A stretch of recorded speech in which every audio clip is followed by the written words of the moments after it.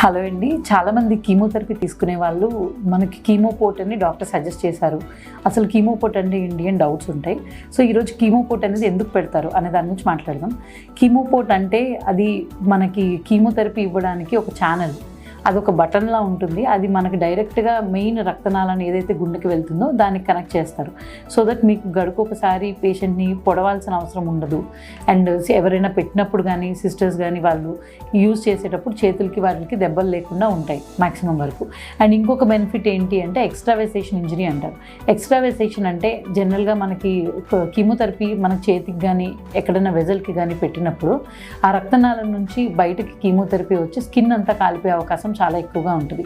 And వెళ్ళేటప్పుడు అది black అవ్వడం కానీ, అది బ్లాక్ అయినప్పుడు అది అక్కడ వాపు రావడం కానీ, అది తీసేసి మళ్ళీ వేరే చోట పెడుతూ ఉంటారు. దానివల్ల పేషెంట్స్ చాలా సఫర్ అవుతూ ఉంటారు.